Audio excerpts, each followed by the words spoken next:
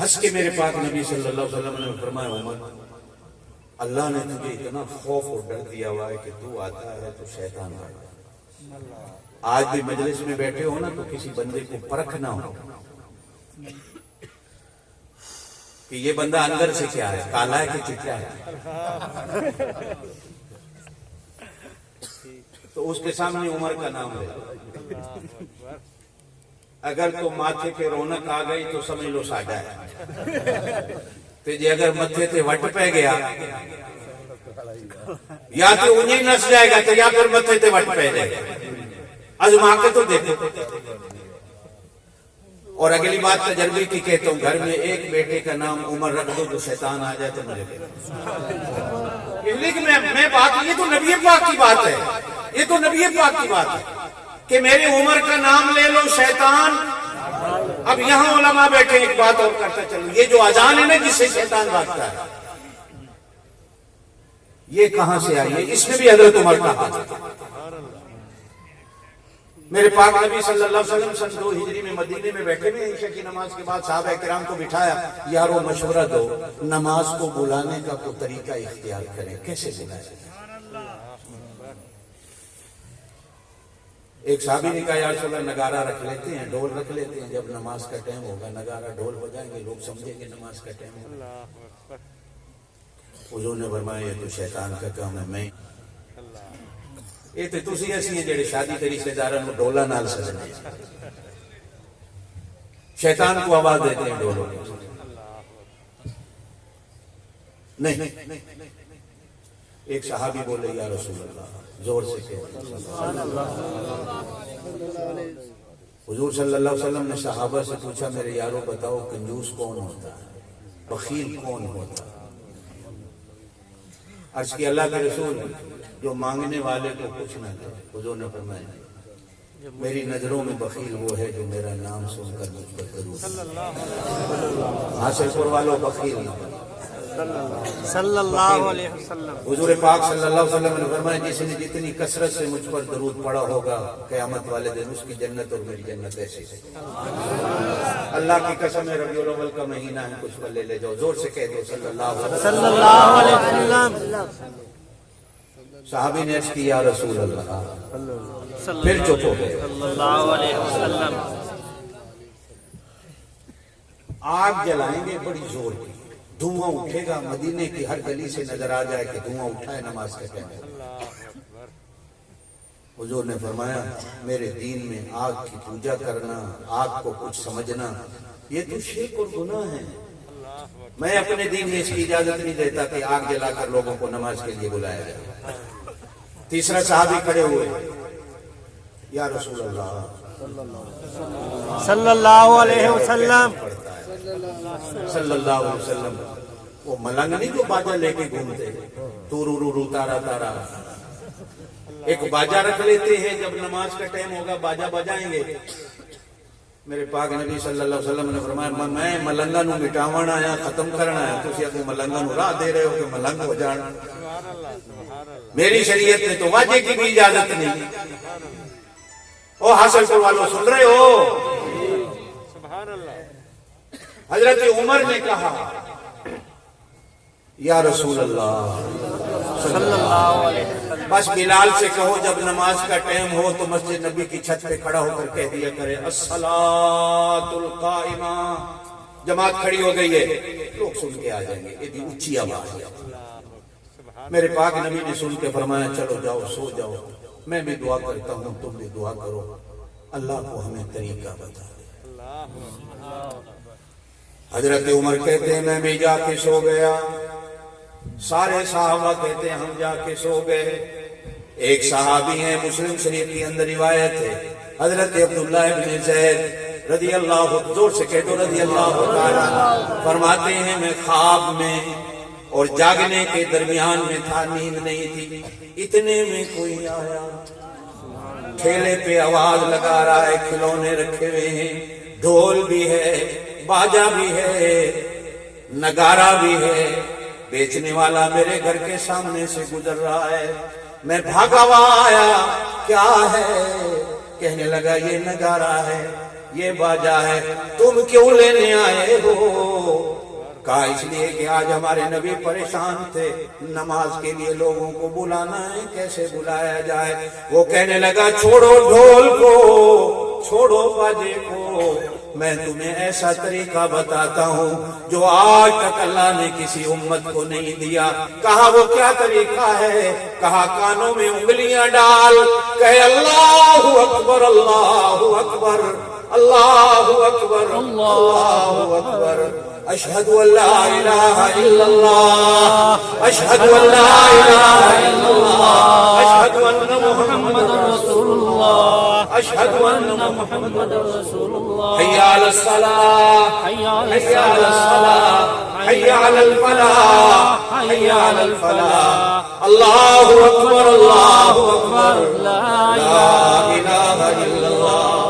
ادھر ان کو خواب آئی، ادھر حضرت عمر کہتے ہیں مجھے بھی خواب آئی، آنے والا کوئی آیا، کہا کانوں میں انگلیاں ڈال، اس نے بھی مجھے یہی اذان سکھائی، لیکن مجھ سے عبداللہ بن زید نمبر لے گیا، میں تو انتظار کرتا رہا، فجر ہوگی تو جا کے نبی کریم علیہ السلام کو اپنا خواب سناؤں گا، لیکن کیا مجھے پتا تھا کہ عبداللہ بن زید اسی وقت اٹھا اور نبی پاک صلی اللہ علیہ وسلم کے دروازے کی دیوار کے ساتھ ٹیک لگا کے بیٹھا ہے۔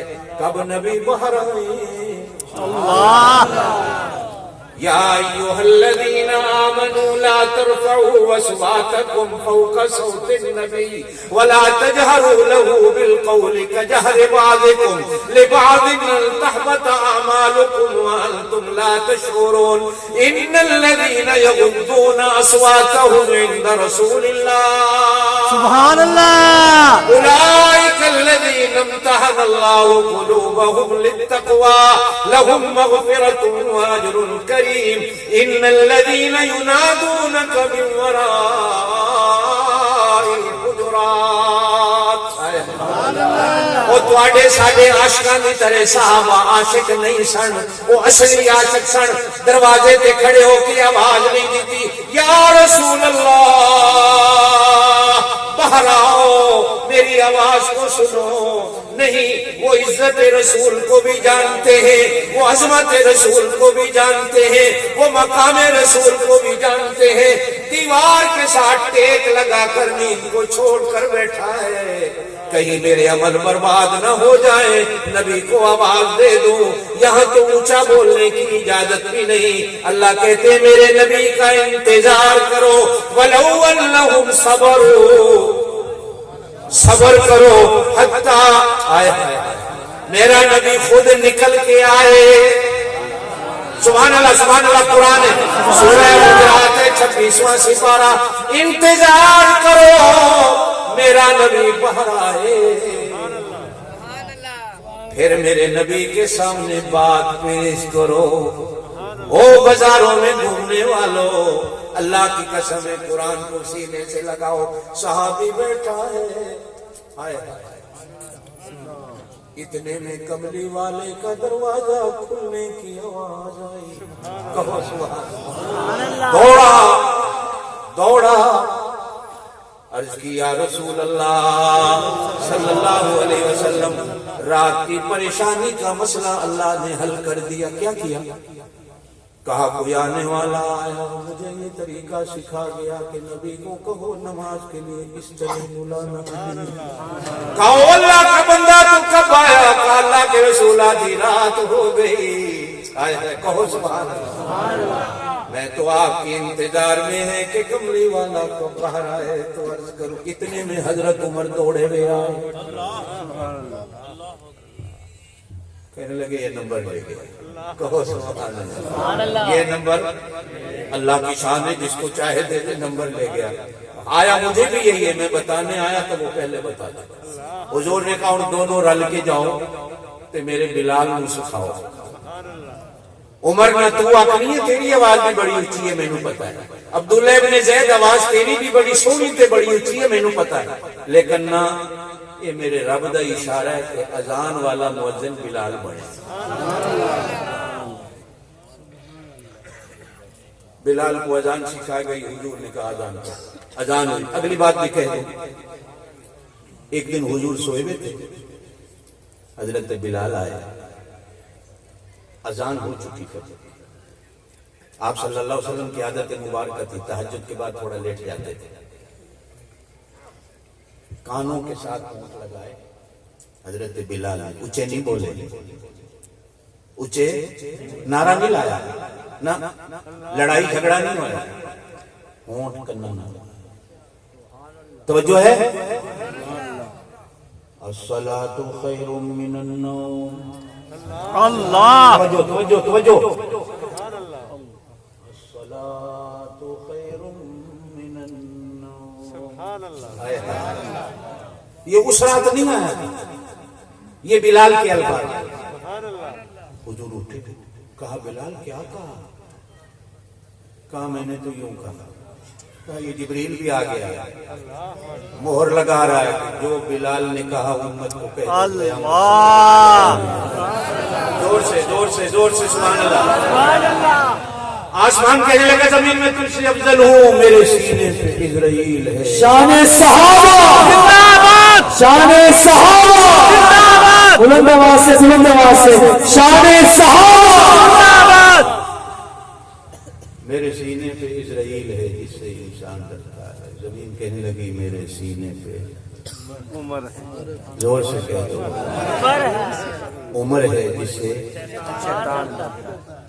آسمان کہنے لگا میرے سینے پہ میکائیل ہے.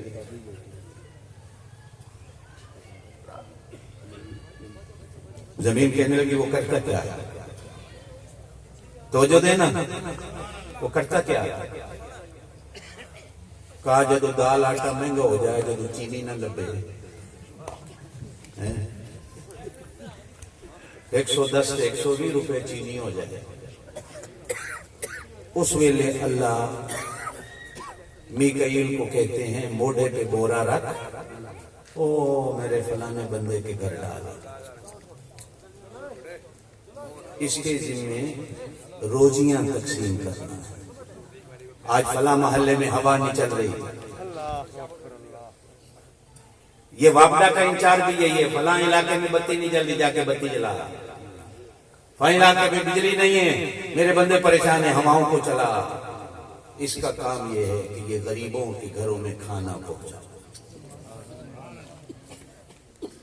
زمین کہنے لگی وہ بھی کسی سے کر دینا ہے، کسی سے کر نہیں دینا. کسی سے کر دینا ہے تو کسی سے کر کو کچھ دے آتا ہے، تو کسی بیچارے کو کچھ بھی نہیں دینا. میرے سینے پہ عثمان رہتا ہے. زور سے زور سے زور سے. 900 اونٹ گندم کے مدینے میں آئے. حضرت عثمان غنی کے قحط کا زمانہ ہے. مسجد نبی کے سامنے رکھ کر بیٹھ کے غریبوں امیروں جتنے ہو مدینے کے آؤ لوٹ کے لے جاؤ. 900 اونٹ ایک لحظے میں مدینے میں تقسیم. غزوہ تبوک جب ہوا، علماء بیٹھے ہیں، بڑا مشکل وقت تھا. 800 کلومیٹر ہے مدینہ سے تبوک. گرمی کا موسم اور اونٹوں کا سفر. مورخین نے لکھا ہے 24 صحابہ کو ایک ایک اونٹ تقسیم ہوا ہے. ایک ایک باری باری سفر. ایسا تکلیف کا زمانہ.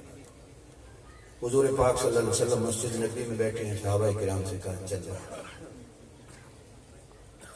کملی والے نے چندہ مانگا. ساری دنیا جن کے در سے مانگتی ہے، کملی والا چندہ مانگا. کہو سبحان اللہ.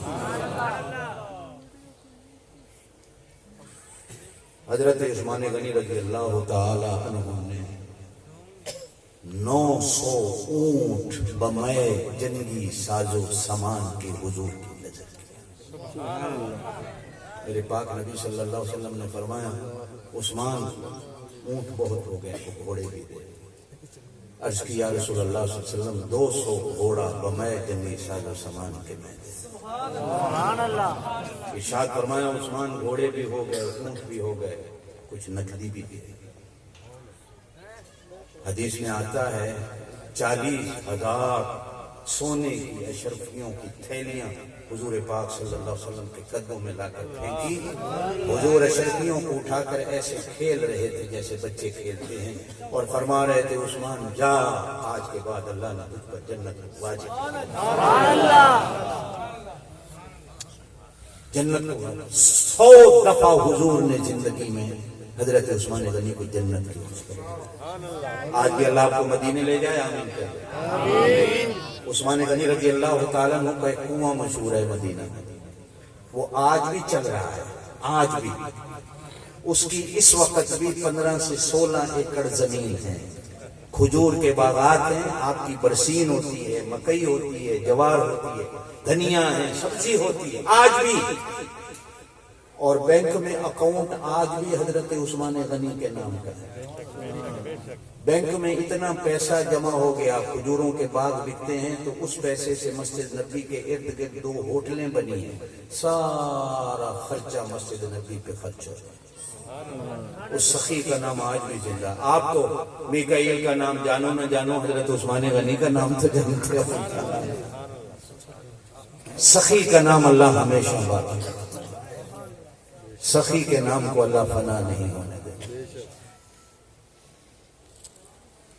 हजरत हसनैन करीमैन, हजरत हसन, हजरत हुसैन, और एक और बच्चा है हजरत अदी बिन हातिम का बेटा। ये हातिम ताई का पोता है। हातिम ताई का नाम पढ़ा था हमने स्कूलों की 2री 3री की किताब में। ईसाई था, मुसलमान नहीं था। हातिम ताई के बेटे हजरत अदी सहाबी बने, मुसलमान बने, बेटी भी उसकी मुसलमान बनी। ऐसा बड़ा सहाबी बना। तवज्जो देना मेरी बात पे। एक दिन कमली वाले ने मोहब्बत में फरमाया, अदी मेरे घर में बेटियां खत्म हो गई हैं, अगर कोई जिंदा होती मैं तेरे निकाह में दे देता। ये हातिम का सखी, इसका बेटा हजरत अदी का और हसनैन करीमैन, ये बच्चे हैं, दोनों मदीने की गलियों में लड़ पड़े। खेलते खेलते लड़ाई हो गई बच्चों की, क्रिकेट के बैट पर या बॉल पर नहीं। हदीसों में आता है लड़ रहे थे, वो कह रहा था मेरा दादा ज्यादा सखी था, हसनैन करीमन कह रहे थे हमारा नाना ज्यादा सखी। ये मुकाबला चल रहा था। वो कहे मेरा दादा बड़ा सखी था, हजरत अदी का बेटा हातिम ताई का पोता, ये कहे नहीं हमारा नाना बड़ा सखी था। अब इन दोनों ने कहा, अच्छा तू बता तेरा दादा कितना बड़ा सखी था। हातिम ताई का पोता कहने लगा, मेरे दादा की एक कोठी थी, उसके 10 दरवाजे थे। लोग सुबह आते थे, एक दरवाजे से रोटी मिलती थी, एक दरवाजे से कैश मिलता था, दूसरे दरवाजे से कपड़े मिलते थे, तीसरे दरवाजे से ये मिलता था, चौथे से ये मिलता था, शाम तक बंदा सब कुछ लेके जाता। तवज्जो है, तवज्जो है। दोनों हंस पड़े, कहने लगे ये भी कोई सखावत है कि लेने वाला है तो सारा दिन बेचारा कभी उस दरवाजे पर, कभी उस दरवाजे पर, कभी। ये भी कोई बात कर तो बड़ी, ये भी कोई सखावत है कि लेने वाला बेचारा सारा दिन चक्कर लगा। आज सुन, हमारा नाना कितना बड़ा सखी था। हमारे नाना की कोठी भी कोई नहीं थी, उसके दरवाजे और गेट भी कोई नहीं थे। हमारा नाना मस्जिद नबी के सहन में बैठा हुआ था, आने वाले आते थे, वो कलमा भी ले जाते थे, जन्नत भी ले जाते थे, वो अमानत भी ले जाते थे, इमामत भी ले जाते थे, शहादत भी ले जाते थे, सखावत भी ले जाते थे, कुरान भी ले जाते थे, अल्लाह अल्लाह भी, हुकूमत भी ले जाते थे। और हमारा ईमान है, आए काफिर थे, कलमा पढ़ के उठे, आज करोड़ों वली पैदा हो जाए, उनकी जूती का मुकाबला बेशक। एक लफ्ज़ में निगाह नबुव्वत में अल्लाह ने ऐसा असर रखा। आने वाला आता था काफिर। हदीस में आता है एक आदमी आया, उसने अपना ऊंट मस्जिद नबी के दरवाजे पे बिठाया, अंदर आया, साहबा से पूछता है तुम्हारे नबी कौन है? साहबा ने कहा ये बैठे, आके बैठा, मैं ईमान लाने आया हूं। हुजूर ने कहा अच्छा हाथ पे हाथ रखो, पढ़ो ला इलाहा इल्लल्लाह मुहम्मदुर रसूलुल्लाह। पढ़ा। साथ ही पूछने लगा मेरे जिम्मे को काम? कहा 5 वक्त की नमाज पढ़नी है, पढ़ो। हुजूर ने कहा साथ साथ नफल भी हैं, सुन्नतें भी हैं, ईशा के वितर भी हैं, तहज्जुद भी हैं, इशराक भी हैं, चाश भी हैं, अवाबीन है, कभी कभी वो भी पढ़ लें। कहने लगा सीधी बात है, फर्ज पढ़ूंगा, मुझसे ये चीजें नहीं होती, ये मुझे नहीं होता। اور حضور صلی اللہ علیہ وسلم نے فرمایا زکات دینی ہے سال کے بعد دوں گا، لیکن ساتھ ہی فرمایا کبھی کبھی صدقہ خیر ہے کہنے لگے کہ اے میرے کو کچھ نہیں ہوتا بس زکات سیدھی گل میں ولیاں والا بندہ نہیں سیدھا پاک نبی صلی اللہ علیہ وسلم نے فرمایا روزے بھی ہیں 1 مہینہ فرض ہے لیکن کبھی کبھی نفلی کہا جی نہیں یہ نفل وغیرہ کی چیزیں مجھے نہیں پتا بس میں رمضان کے بعد کہا حج کرنا ہے زندگی میں لیکن کبھی کبھی عمرہ کہا جی سیدھی گل ہے حج کروں یہ عمرے کا مجھے نہیں ہوتا یہ لمبی چیزیں میں بس السلام علیکم اٹھا مسجد نبی سے نکلا اپنی اونٹنی پہ بیٹھا اونٹنی نے ٹھوکر کھائی گرا فوت ہو گیا حضور پاک صلی اللہ علیہ وسلم دوڑے ہوئے آئے سر گود میں رکھا کہا مدینے والوں اس جیسا سیدھا آدمی کو دیکھا تھے کو سیدھا جنت میں چلا گیا اس جیسا بھی کوئی سیدھا ہوگا سیدھی بات کرتا ہے میرے ساتھ آپ اور میں تو سارے ایسے ہی ہیں نا ماں والو جنے طلاق دے دیتے ہیں پھر کدے اس مولوی کو جی میرا ارادہ کوئی نہیں سی پھر کدے وہ نہ بولو جی وہ آپ نے ترائے دیے کون دیے 100 کرو دے کون مولوی کر کر کے ڈنگے دے ڈنگے لیکن وہ ایک آدمی آیا لہجہ پہلے کافر تھا ایسا سیدھا کہا جی سیدھی گل ہے فرض پڑا حضور نے فرمایا جا صحابہ سے کہو جس نے جیتا جاگتا جنتی دیکھنا ہو یہ دیکھے زور سے کہہ دو سبحان اللہ آسمان کہنے لگا میں تجھ سے افضل ہوں میرے سینے پہ میکائیل ہے زمین کہنے لگی میرے سینے پہ عثمان ہے آسمان کہنے لگا میں تجھ سے افضل ہوں میرے سینے پہ جس کے منہ میں سور ہے تو پھونکے گا تو ہر کوئی اجڑ جائے گا اس کا نام جانتے ہو زور سے اسرافیل وہ سیدھی ایسی آواز سن کے سارے مر جانا سن لو دا نام یاد رکھو اسرافیل وہ دے ہاتھ میں جس ویلے اللہ کہے گا چلا زمین ہنس کے کہنے لگے اے میرے سینے پہ علی ہے جس کے ہاتھ میں ذوالفقار وہ تلوار ہے جب وہ اٹھاتا ہے تو کافروں کی گردنوں کی لینے لگ جاتی ہیں آسمان کہنے لگا میں پھر بھی تجھ سے افضل ہوں زمین کہنے لگی وجہ فضیلت تو بتا وہ کہنے لگا چاند میرے سینے پہ ہے جو کیسا نور والا ہے تو جو ہے چاند میرے سینے پہ ہے جو کیسا نور والا ہے زمین ہنس کے کہنے لگے آسمان ہوں چپ ہو جا تیرے سینے پہ چاند نور والا ہے میرے سینے پہ کالی کملی والا میرے سینے پہ کالی کملی میرے سینے پہ کالی کملی والا اب بتا آسمان سارے کر کے کہنے لگا زمین تو جیتی تو میں ہارا حاصل پور والوں تسی جیتے اس واسطے کہ اسی سارے زمین آلے ہانگ کانگ میں ایک دفعہ میں تقریر کر رہا تھا ہندو تھے عیسائی تھے ایک ہندو مجھے کہنے لگا تسی مسلمان کھڑے ظالم ہو جب وہ مرتا ہے تو اس کو کیسے مٹی کے حوالے کر دیتے ہو قبر میں دبا کے آ جاتے ہو بیچارے کی رات کیسے گزرتی ہوگی دن کے تمہیں خوف نہیں آتا ہمیں دیکھو آگ کے حوالے کرتے ہیں ایک علاقے میں جلا کے راکھ کر دیتی ہے ختم ہم بھی کر وہ بھی کر